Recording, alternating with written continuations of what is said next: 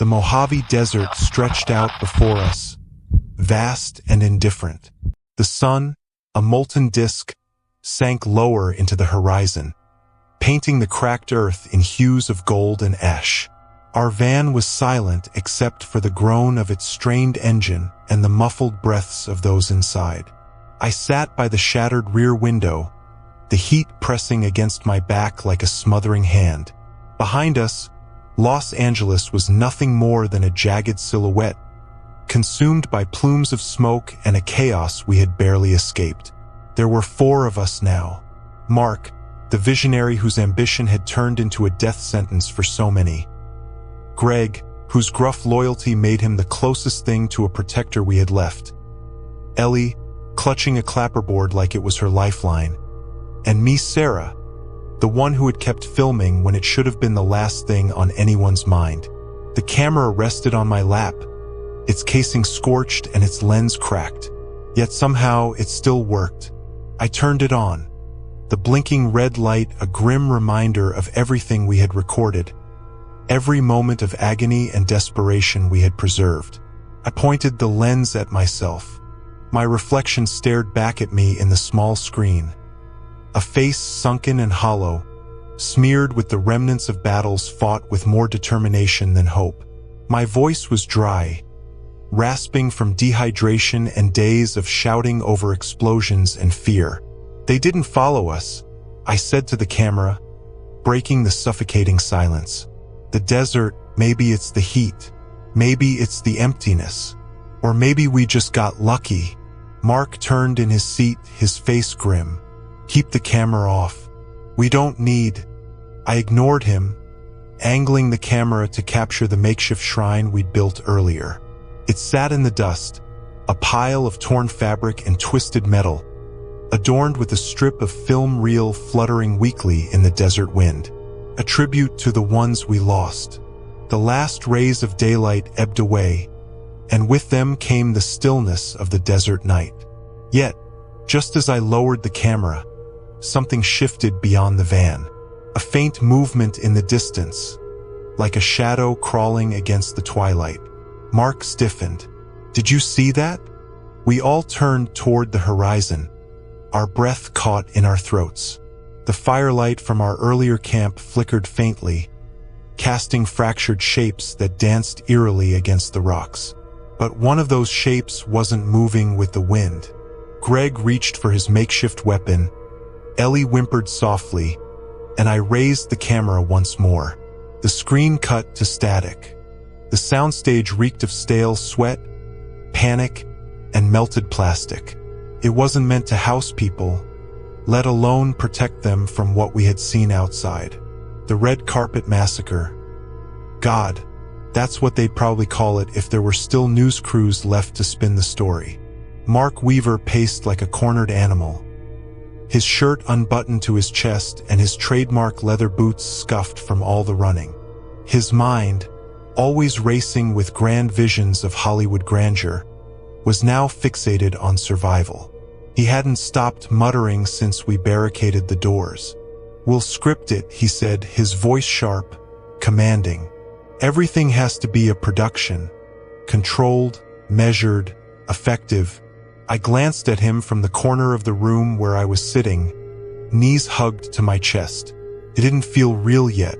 The gore on my sneakers wasn't mine, but that didn't comfort me. In my lap, the handheld camera hummed softly, a strange relic of a life that seemed impossibly distant now. "What do you mean, script it?" Greg asked, his tone incredulous. The gaffer's arms were scratched and bandaged, the result of a frenzied scuffle with one of those things before we managed to lock ourselves inside. Mark stopped pacing and spun on his heel to face him. "I mean, we have the tools to survive, don't we? Props, pyrotechnics, set pieces. Everything we need to get out of here is right here." His eyes gleamed, not with hope, but with desperation. A dangerous kind of determination that seemed to feed off the chaos. It was absurd. The grandiosity of Mark's plan should have been laughable, but no one laughed. Not me, not Greg, not Cheryl. the costume designer, who sat slumped in a chair with her head in her hands. No one had the energy for cynicism anymore. The soundstage, once a haven of creativity and controlled chaos, had transformed into a fortress, or at least an attempt at one. Rolling carts and lighting rigs were stacked against the exits. Makeshift weapons were fashioned from tripods and boom poles. It was also cinematic. But the thing about a soundstage is that it's not built to withstand reality. The walls are just facades. Thin wood and plaster painted to look like something solid. The lights overhead, those massive industrial fixtures, cast their glow on what was essentially a lie. And that was the thing that terrified me the most. The knowledge that, at any moment, the illusion of safety could shatter. Outside, we heard them. The low, guttural groans. The occasional shuffling of feet, dragging against asphalt. They were close, but not close enough to see us through the cracked windows. Mark's plan was to lure them away using pyrotechnics and decoys.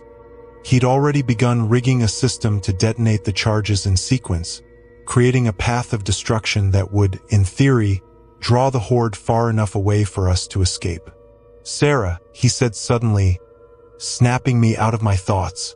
His voice was a mixture of authority and pleading. "You're the only one here who knows how to edit footage. If this works, when this works, we're gonna need a record of everything. People need to know what happened here. What's happening out there." I stared at him, feeling the weight of his words settle like a stone in my gut. A record? For who? The world outside was gone, or at least it was no longer ours.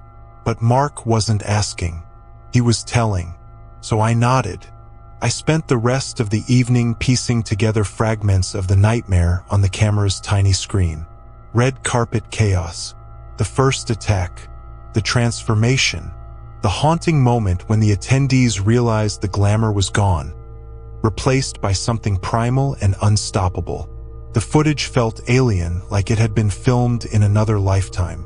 But it was real. Too real. As the night dragged on, the groans outside grew louder. Mark's plan was taking shape, but so was the inevitability of what we were facing.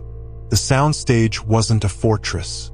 It was a gilded cage, and every second we spent inside was borrowed time. By the time Mark had finished setting his makeshift explosives, the air inside the soundstage had become heavier, as though the world outside was pressing inward, testing the boundaries of our fragile sanctuary. The faint metallic hum of the fluorescence overhead was accompanied by the occasional scrape of something dragging against the exterior walls. "They're getting closer," Greg muttered, his voice barely louder than a whisper. He was perched by one of the side exits, clutching a boom pole like a spear. His hands were trembling. Mark ignored him. Crouched over a tangled mess of wires and old prop detonators he'd scavenged from the effects department. "Just a little more time," he said, his voice tight with concentration. Cheryl, who hadn't said much since the initial chaos, broke her silence. "Do you really think this is going to work?" she asked, her tone brittle, like glass on the verge of shattering. Mark looked up, his face gaunt but resolute. "It has to." I stayed silent, seated against a crate of old stage props. My camera sat beside me, its battery slowly draining. I wasn't filming anymore. There was nothing left to document except the growing sense of dread that had settled over us like a thick fog. Outside, the noises were changing. The groans had grown more rhythmic, almost synchronized, as if the things circling us were beginning to communicate in some rudimentary way. A deep thud echoed against the far wall, followed by a high-pitched screech that sent a shiver down my spine. "They're testing us," Greg said, his voice quivering, like animals hunting prey. "They're waiting for us to make a mistake." I wanted to tell him he was wrong, but I couldn't, because deep down I felt it too. Mark stood suddenly, his movements sharp and commanding. "It's ready," he announced, holding up a small remote with a single red button. "And then what?" Cheryl asked. "What happens after you set it off? What happens to us?" Mark's eyes burned with a strange intensity, a mixture of fear and conviction. "We run," he said simply. "We run like hell. It wasn't a plan. Not really. But it was all we had." Mark moved to the center of the room, where he'd set up the detonator's main trigger. The rest of us gathered around him, a silent circle of desperation and barely contained panic. He pressed the button. The first explosion was deafening, a burst of light and sound that rattled the flimsy walls of the soundstage. Through the cracks in the boarded-up windows, I saw the sky light up in vivid oranges and reds. The groans outside turned into screams, inhuman, guttural cries that made my stomach churn. "It's working!" Mark shouted, a manic grin spreading across his face. But then came the pounding. It started at the front entrance, a heavy, relentless thudding that reverberated through the entire building. Then it moved to the side doors, the walls, the boarded-up windows. "They're not running away," Greg said, his voice barely audible over the cacophony. "They're coming in." Mark's face twisted in disbelief. No, that's not how it's supposed to go. They're supposed to follow the explosions. They're supposed to..." A loud crash interrupted him as one of the side exits buckled under the weight of something massive. Cheryl screamed. I grabbed the camera instinctively, the lens trembling in my hands as I pointed it toward the source of the noise. Through the splintered remains of the door, I saw them. They weren't just the shambling figures we glimpsed outside. They were evolving. Their bodies were twisted, contorted into grotesque shapes that defied logic. Their eyes, if you could still call them eyes, glowed with a malevolent light, and their mouths stretched impossibly wide, filled with jagged teeth that seemed to pulsate with their own unnatural rhythm. "They're changing," I whispered, though no one was listening. The creatures surged forward, their movements faster, more deliberate than before. Mark screamed for us to run, but there was nowhere to go. The soundstage that had once felt so cavernous now seemed suffocatingly small, its walls closing in as the monsters poured through every opening. I hit record. It wasn't a conscious decision. It was instinct, a desperate attempt to capture the truth, to leave behind some evidence of what had happened here. But as the lens focused on the chaos unfolding around me, I realized the truth was far more horrifying than anything I could capture. This wasn't just survival. This was something else, something worse, and we were already part of it.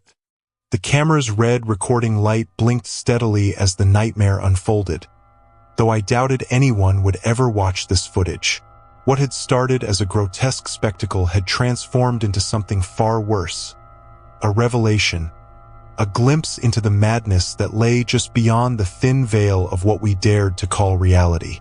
The creatures moved with a savage elegance, their twisted limbs cracking and folding in ways that seemed biologically impossible. Some crawled, their elongated fingers clawing at the concrete floor, while others lurched upright, their heads twitching violently as though listening to something only they could hear. Their glowing eyes fixed on us, not with the mindless hunger of predators, but with something resembling purpose. Mark was shouting orders, but his voice was drowned out by the cacophony of crashing debris and those terrible guttural screeches. Cheryl had backed into a corner, clutching a broken piece of metal like it might somehow save her. Greg was frozen, his eyes wide and unblinking, his boom pole dangling uselessly at his side. And me? I kept filming. My hands shook so violently that the footage would be unwatchable, but it didn't matter. Filming felt like the only thing tethering me to the last shreds of my sanity. As long as the camera was rolling, I could pretend this was just another shoot, another elaborate horror production with prosthetics and CGI to smooth out the rough edges. But the smell told me otherwise. The metallic tang of blood mixed with the acrid stench of decay was overpowering, seeping into my clothes, my skin, my very breath. I gagged, doubling over for a moment before forcing myself upright. I couldn't look away, not now.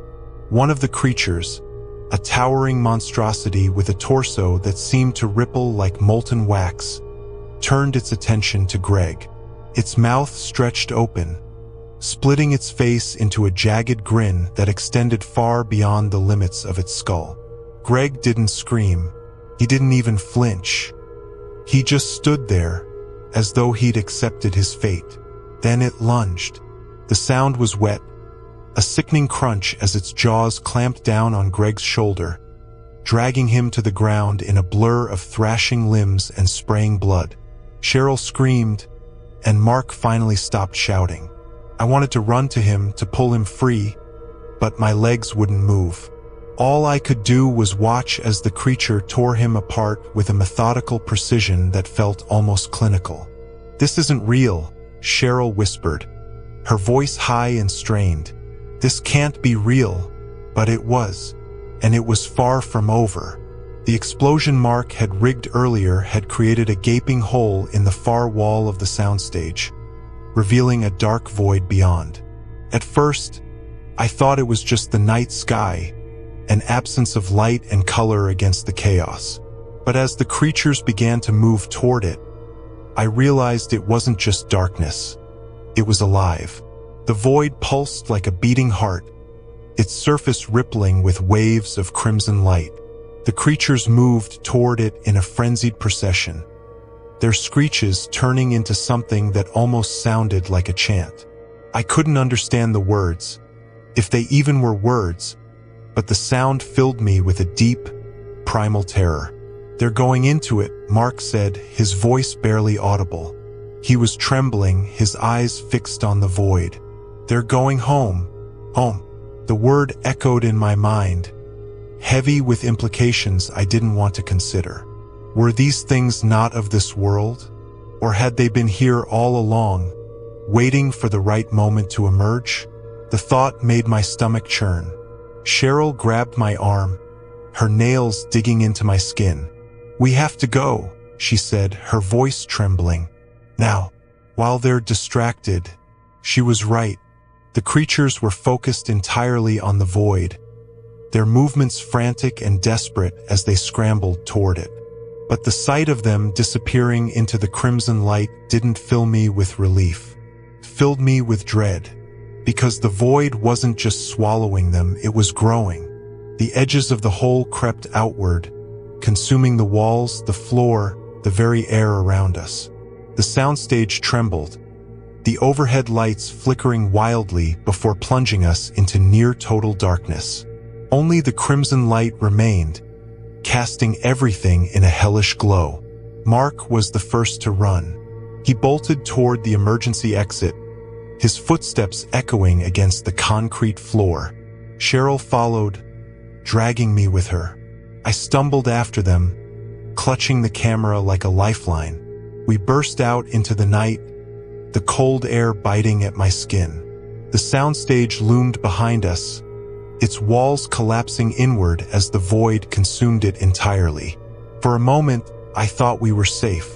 But then I heard it, a low, resonant hum that seemed to emanate from the void itself. I turned, my camera still recording, and saw it. The void wasn't just growing, it was reaching. Tendrils of crimson light snaked out from the collapsing building, writhing like living things. They stretched toward us, moving faster than anything I'd ever seen. "Run!" Mark screamed, though it was already too late. The first tendril wrapped around his leg, yanking him backward with such force that I heard the sickening snap of his bones. He disappeared into the void before he could even scream. Cheryl let out a choked sob, her grip on my arm tightening as we sprinted toward the parking lot. But the void was relentless. Its tendrils spread across the ground like veins, devouring everything in their path. Cars, streetlights, even the asphalt itself. It all dissolved into nothingness. We didn't stand a chance.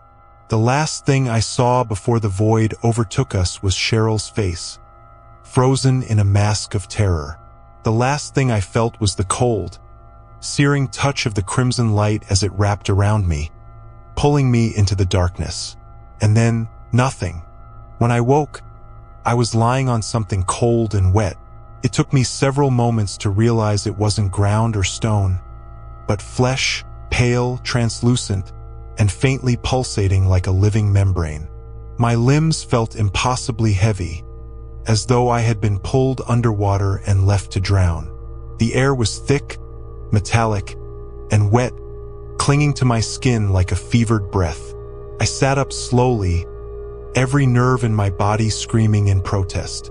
Around me, the world was a nightmare tapestry of crimson and black, a pulsating void that stretched endlessly in every direction.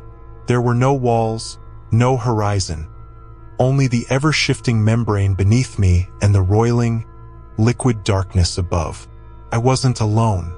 Cheryl was there, a few feet away, curled into herself and sobbing softly.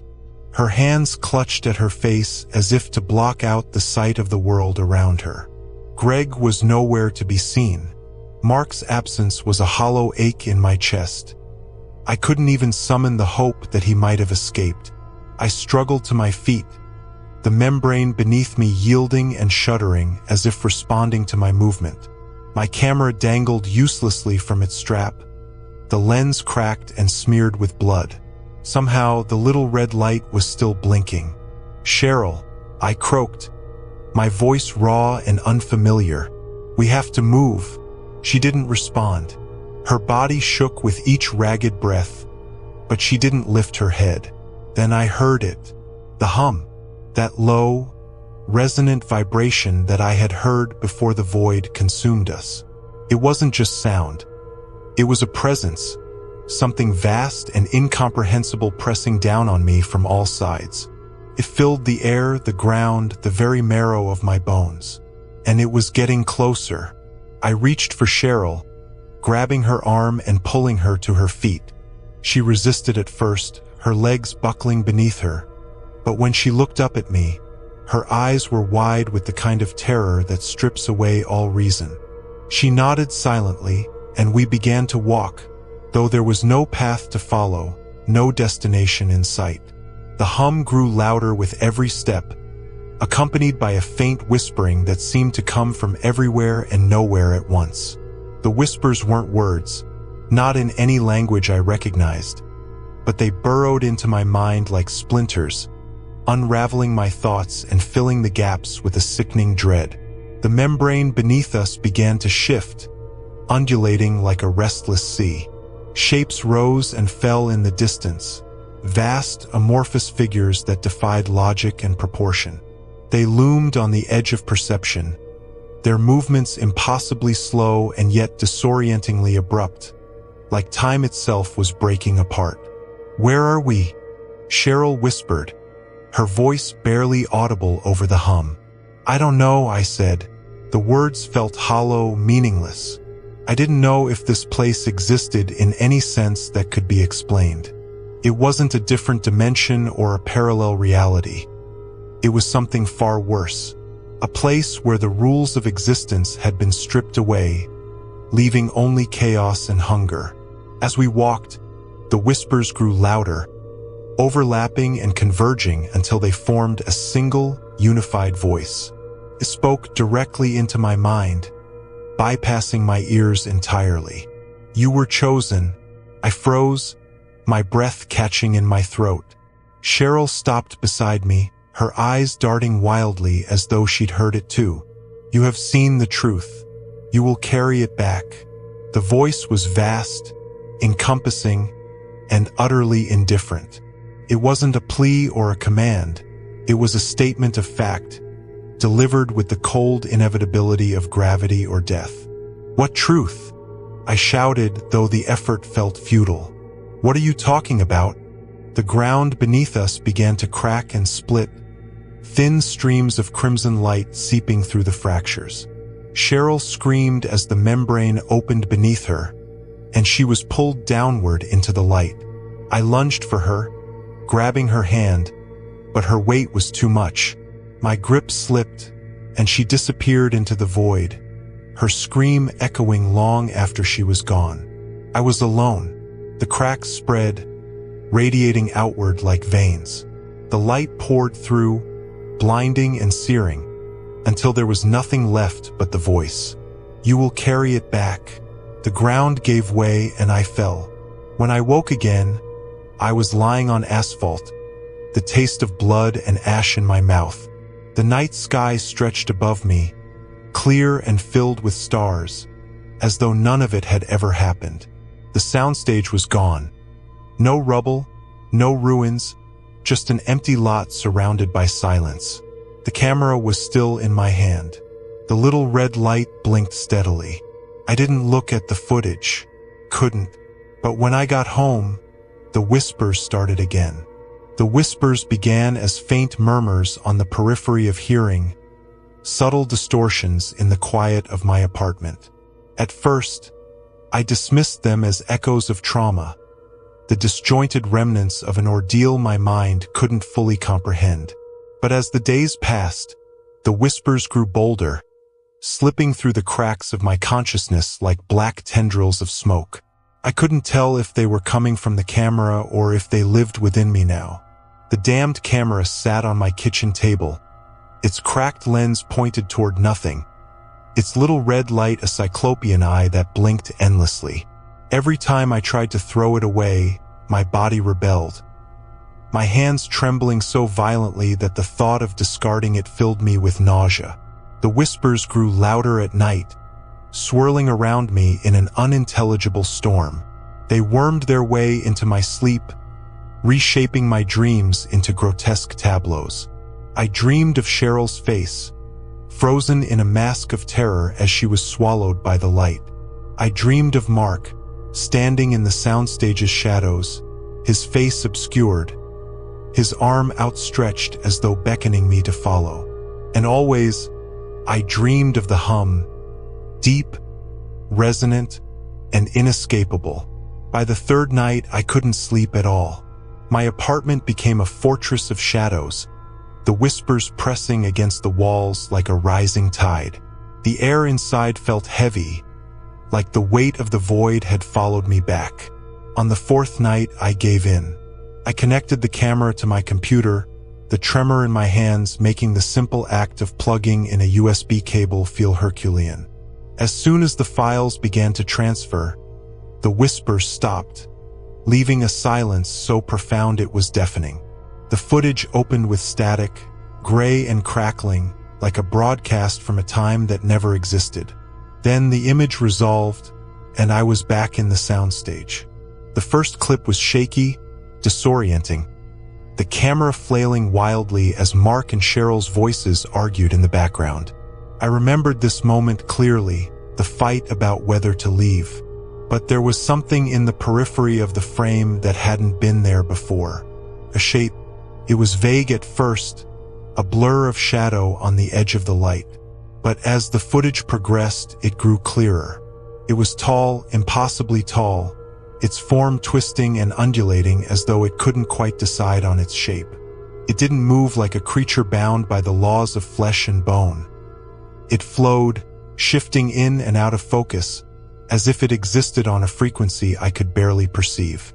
As the camera panned, the figure turned, and though it had no face, I knew it was looking at me.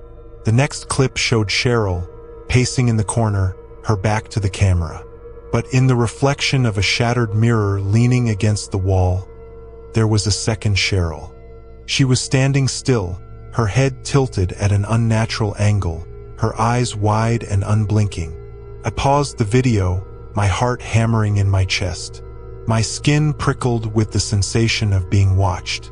When I hit play again, the figure reappeared, this time closer to the lens.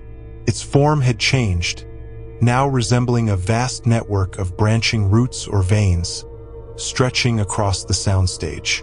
The hum began to build, low and thrumming, vibrating through my speakers. And then, in the final clip, I saw myself. The camera was pointed at the entrance to the soundstage, the faint glow of my flashlight bobbing in the distance. But I wasn't alone. The figure stood behind me, a writhing mass of shadows and limbs, its presence so vast it seemed to consume the light around it.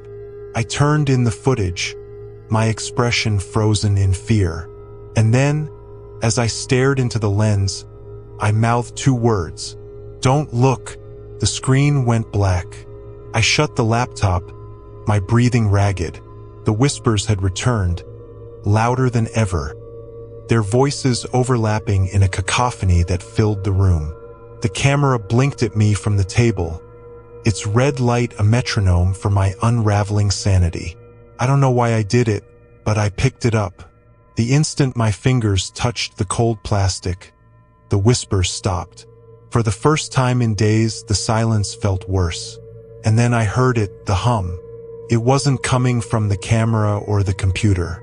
It was coming from behind me. I turned slowly, every instinct screaming at me to run. The room was dark, but in the faint glow of the city lights bleeding through the window, I saw it. A shape. It was watching me. The thing in the corner wasn't merely present.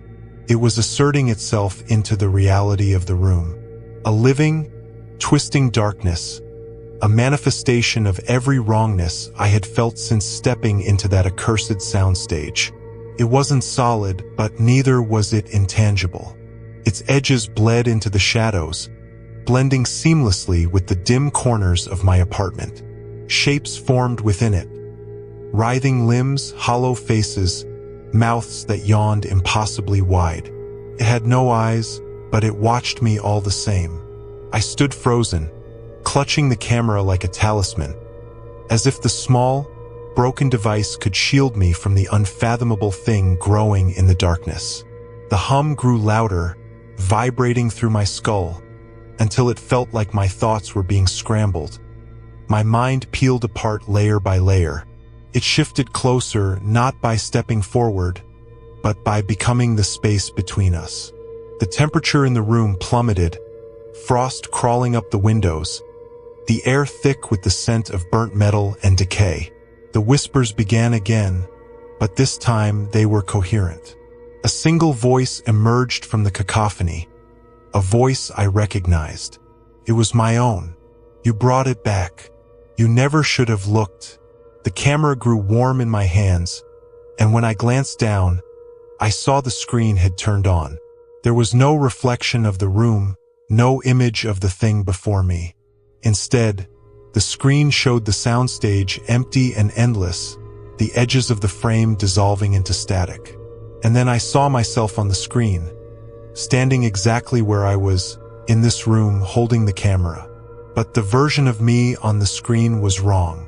My face was gaunt, my eyes sunk in pits, my mouth twisted into a grotesque grin that bore no resemblance to any emotion I had ever felt. "Don't look," the distorted version of me said, its voice layered with static. "It will take you if you look." The figure in the corner stretched upward, its form filling the height of the room, pressing against the ceiling.